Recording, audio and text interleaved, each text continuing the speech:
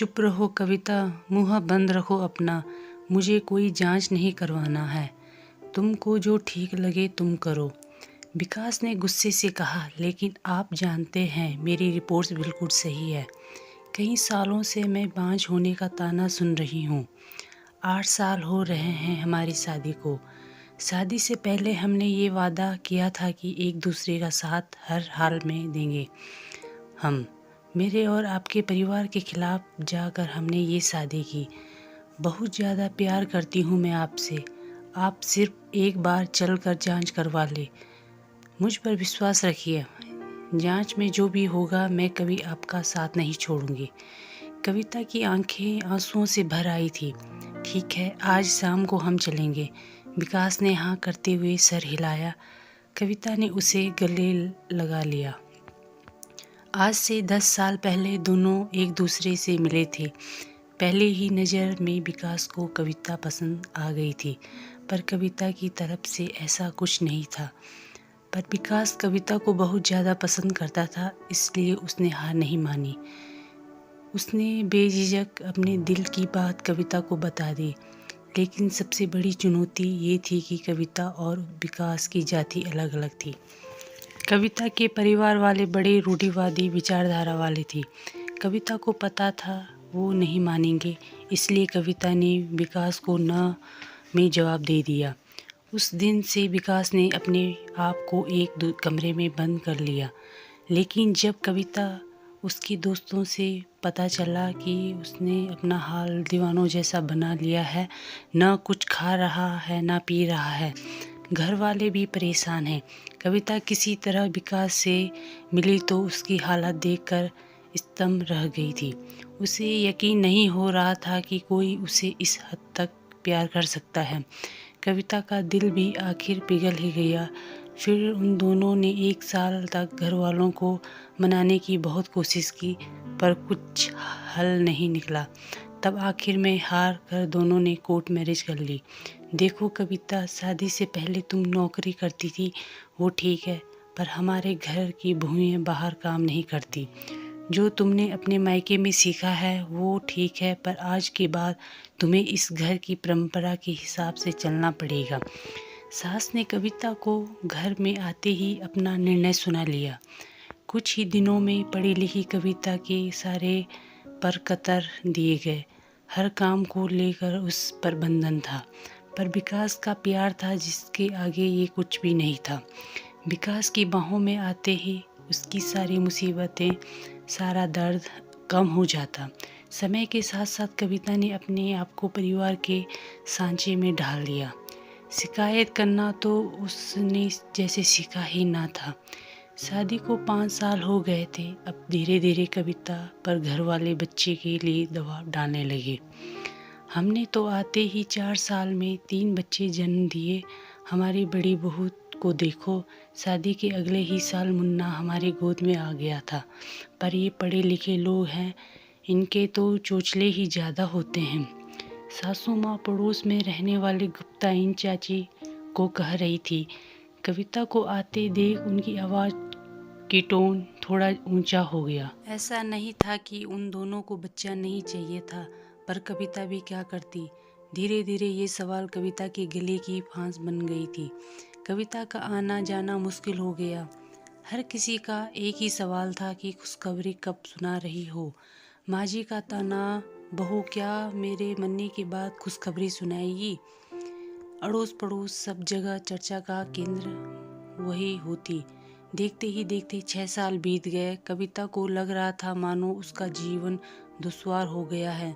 विकास जो पहले उसे दिलासा देता था, न जाने क्यों अब वो भी उससे उखड़ा रहने लग गया था। कविता की सबसे खास सहेली थी रीना, जिससे वो किसी तरह अपने सारे सुख दुख बांट लेती थी। एक दिन रीना उसे डॉक्टर के यहाँ लेकर गई और सारी जांचें करवाई। कविता की सारी रिपोर्ट्स नॉर्मल थी। जब उसने ये बात विकास को बताई तो विकास को बड़ा गुस्सा आया। विकास ने उससे कहा, क्या वो उसकी मर्दांगी को ललकार रही है। कविता स्तंभ थी। विकास का ये रूप देखकर, जो विकास कविता से इतना प्यार करता था, वो अब इतना बदल गया था। वो बहुत रोई उस दिन।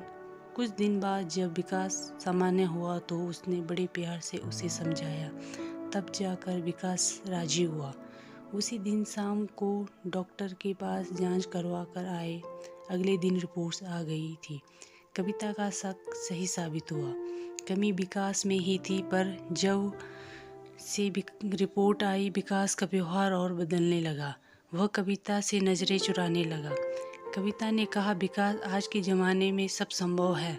आप अपना ट्रीटमेंट लेंगे तो सब सही हो जाएगा। साइंस ने बहुत तरक्की कर ली है।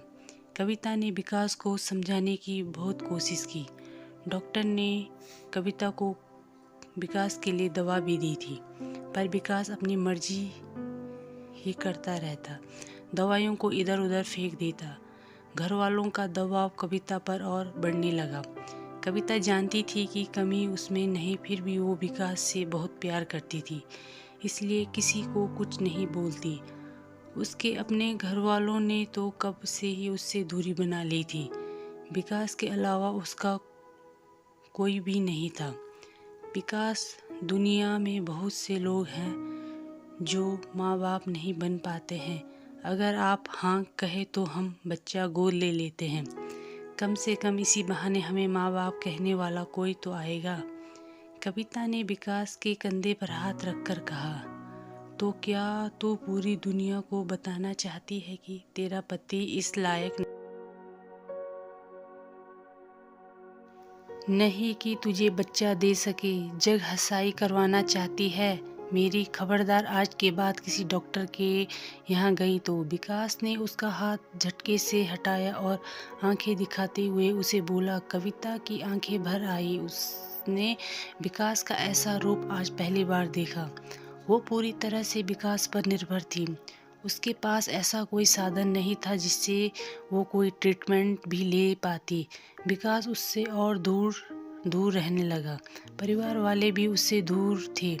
तब तक तो उसका हर दिन आंसुओं के साये में गुजरता। देखो, विकास की माँ लड़की बहुत ही खूबसूरत है और हमारे समाज की भी है। मैं तो कहती हूँ अपने विकास की शादी इससे ही करा दो। कब तक इस बांझ को अपने गले में बांध कर रखोगी? गुप्ताइन चाची ने विकास की माँ को ये बात कही। विकास की माँ ने फोटो विकास को दिखाया। माँ विकास की रजामंदी देख रही थी। सुन कविता, अपना सामान पैक कर और निकल इस घर से। तुझ जैसी बांझ नहीं चाहिए मुझे इस घर में, सासू ने कहा। कविता पर तो मानो दुख का पहाड़ ही टूट पड़ा और वो रोते हुए बोली, माँ जी, कमी मुझ में नहीं है, आपके बेटे में है। आप चाहे तो रिपोर्ट्स भी चेक कर सकती हैं। मैं बांझ नहीं हूँ, आपका बेटा बच्चा पैदा नहीं कर सकता है। कविता ने जैसे ही बोला, विकास ने एक थप्पड़ उसके गाल में लगा दिया। मुझ पर इल्ज़ाम लगाती है, ये है तलाक के पेपर, साइन कर इनमें। मेरी माँ सही कहती है, मेरी ही गलती है कि तू जैसी लड़की से मैंने शादी की। निकलो मेरे घर से, विकास ने कहा। उसे कुछ समझ नहीं आ रहा था। जिस लड़के के लिए उसने परिवार छोड़ा, सब कुछ छोड़ा, आज वही उसके साथ ये सब कर रहा है, उसे छोड़ रहा है। कविता बेसुध सी थी। वो क्या करे, नहीं समझ में नहीं आ रहा था। उसने कागज़ों पर साइन किए और अपना सामान उठाया और चल दी। ये इतनी रात को कौन आया है?